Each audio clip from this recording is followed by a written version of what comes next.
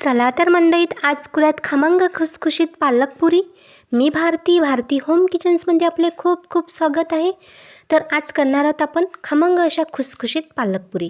तर इथे मी पालक स्वच्छ साफ करून घेतलेली आहे, स्वच्छ 2-3 वेळा धुवून घेतलेली आहेत. धुतल्यानंतर एका कढईमध्ये पाणी गरम करायला ठेवलेले आहेत, उकळायला ठेवलेलं आहेत. आणि एक उकळी आली की त्याच्यामध्ये पालक घालायचे आहे आणि पालकालासुद्धा छान एक उकळी येऊ द्यायची. नंतर एका चाळणीमध्ये काढून घ्यायचं आहे.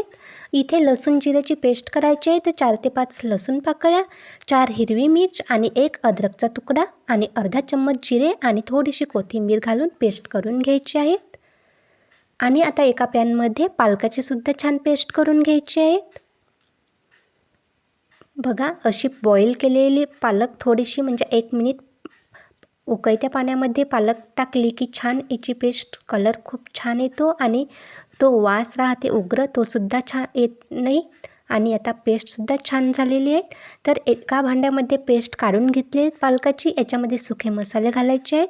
1 चम्मच धनी पावडर, 1 चम्मच लाल तिखट आणि 2 चम्मच बेसन, अर्धा चम्मच हळद, चवीपुरते मीठ, अर्धा चम्मच आमचूर, अर्धा चम्मच जिरे पावडर आणि लसूण जिरे मिरचीचे पेस्ट 1 चम्मच, 1 चम्मच क्रश केलेला ओवा आणि 2 चम्मच तीळ घालायचे आहेत आणि 2 चम्मच तेल घातलेलं आहेत.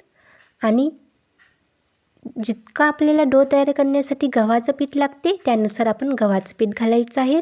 मी 2 चम्मच याच्यामध्ये बेसन याच्यासाठी घातलेत कारण की आपण बेसन जर घातलं पालक पुऱ्यामध्ये तर खमंग आणि खुसखुशीत पुऱ्या होतात. आता छान इथे सॉफ्ट असा डो तयार झालेला आहे. याला 10 मिनिटे असंच ठेवायचं आहे. तोपर्यंत आपण शेंगदाणा चटणी करून घ्यायची आहे. इथे मी तवा ठेवलेला आहे गॅसवर. तवा छान गरम झालेला आहे. लोखंडी तवा घ्यायचा, आयरनसुद्धा मिळतो. आणि याच्यावर अर्धा वाटी शेंगदाणे भाजून घ्यायचे आहेत. अर्धा वाटी शेंगदाणे भाजलेले आहेत आणि 1 टमाटर कट करून घेतलेलं आहे, थोडीशी कोथिंबीर आणि 4 ते 5 लसूण पाकळ्या आणि 2-3 हिरवी मिरची.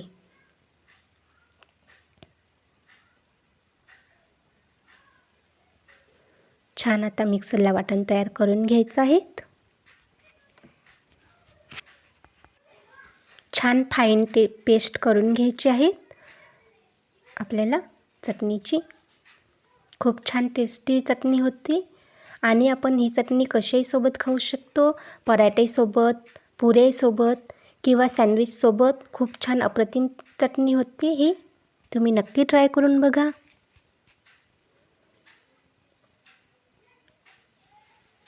आता इथे एक पॅन ठेवलेला आहे. पॅनमध्ये 3 चम्मच तेल घातलेले आहेत, अर्धा चम्मच जिरं, अर्धा चम्मच मोहरी. छान जिरं मोहरी तर तळली की हे घालून घ्यायचं आहे आणि छान परतत राहायचं आहे, नाहीतर मग जळू शकते. आता थोडंसं परतून घ्यायचं आहे. नंतर याच्यात थोडेसे सुके मसाले घालायचे आहेत आपल्या आवडीप्रमाणे. जर नसेल घालायचे तर तुम्ही स्किपसुद्धा करू शकता, पण थोडेसे मसाले घातले की कलर छान येते. 1 टेबलस्पून हळद आणि 1 चम्मच लाल तिखट आणि अर्धा चम्मच धनी पावडर आणि थोडंसं चाट मसाला घातलेला आहे मी, चवीपुरते मीठ. छान मिक्स करून घ्यायचं आणि थोडंसं मिश्रण आपलं पॉटमध्ये राहिलेलं होतं ते सुद्धा ॲड करून घ्यायचं आणि परतत राहायची. जोपर्यंत तेल नाही सुटत तोपर्यंत ही चटणी अशीच चमच्याने हलवत राहायची आहे, परतत राहायचं आहे, नाहीतर मग बुडाला लागू शकते.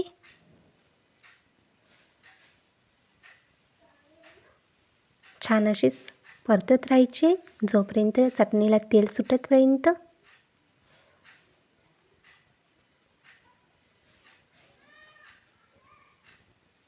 आता मस्त अशी चटणी तयार झालेलीच आहेत ऑलमोस्ट, बघू शकता तुम्ही. एका पॉटमध्ये काढून घेतलेले आहेत भांड्यामध्ये. छान वरून कोथिंबीर घालून घ्यायची. आता इथे डोसुद्धा मस्त असा तयार करायचा की सख्त आणि थोडासा कडक, म्हणजे आपल्याला घोळण वगैरे काही नाही लागत. थोडंसं तेलाचा थेंब घालायचा आहे आणि मस्त अशा पुऱ्या लाटून घ्यायच्यात. बघा किती छान डो तयार झालेला आहे.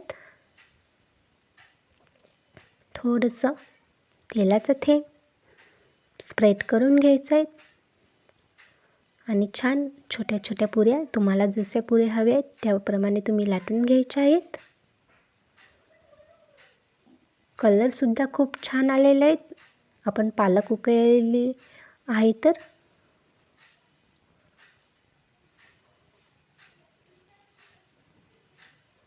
आणखीन एक पुरी लाटते मी. बघा, काही चिपकत नाही, काहीच नाही. थोडंसं डो सख्त ठेवायचा, कडक ठेवायचा आहे आणि पुऱ्यासुद्धा छान होतात. डो कडक ठेवल्याने फुगतात आणि मस्त खुसखुशीत होतात. अशाच प्रकारे मी पुऱ्या आणखीन लाटून घेतलेल्या आहेत. आता मस्त तेलसुद्धा छान गरम झालेलं आहे. तेल गरमच ठेवायचं आहे पुऱ्यासाठी. बघा, मस्त छान टाकून द्यायची पुरी आणि दोन्ही साईडने खमंग होतपर्यंत मस्त तळून घ्यायचे आहेत. बघा, एक साईडने छान होऊ द्यायचं, आपोआप ते फुगतात आणि नंतर अशी पलटून घ्यायची आहेत. कढईमध्ये थोडीशी मोठी कढई घ्यायची आणि तेल थोडंसं जास्त ठेवायचं, म्हणजे पुरीला पलटण्यासाठी जागा मिळते. बघा, किती मस्त अशी टम्म फुगलेले आहेत आणि मस्त खमंग खुसखुशीत गरमागरम पुरी आणि शेंगदाणा चटणी. वा क्या बात है, खूप छान लागतात टेस्ट. याचप्रमाणे आणखीन पुऱ्या तळून घेते मी. तुम्ही नक्की ट्राय करून बघा. या हिवाळ्यामध्ये गरमागरम पुरी आणि शेंगदाणा चटणी तुम्हाला नक्की आवडेल.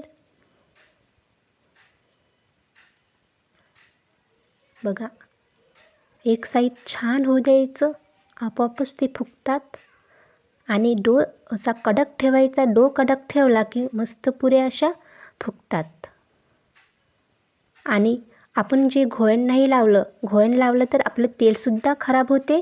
म्हणून घोळण न लावता असा कडक डो तयार करायचा आणि थोडंसं तेल टाकून मस्त पुऱ्या लाटून घ्यायच्या आहेत. तेलसुद्धा मस्त छान राहते, तेलसुद्धा छान खराब नाही होत.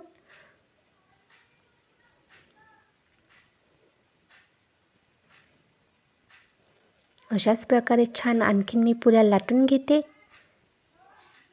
नवीन असाल तर चॅनलला तुम्ही सबस्क्राईब करा आणि बेल आयकॉनला प्रेस करा. असेच नवीन नवीन व्हिडिओ तुम्हाला बघायला मिळतील.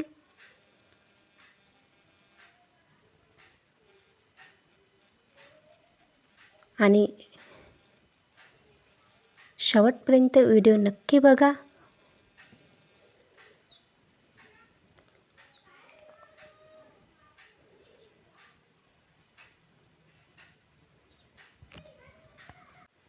तुम्हाला जर असंच नवीन काही रेसिपी बघायची असेल तर मला कमेंट्समध्ये नक्की सांगा. मेथी पुरी बघायची असेल किंवा आणखीन दुसरी पुरी बघायची असेल तर मी नक्की व्हिडिओ बनवेल. तुम्ही मला कमेंट्समध्ये नक्की सांगा.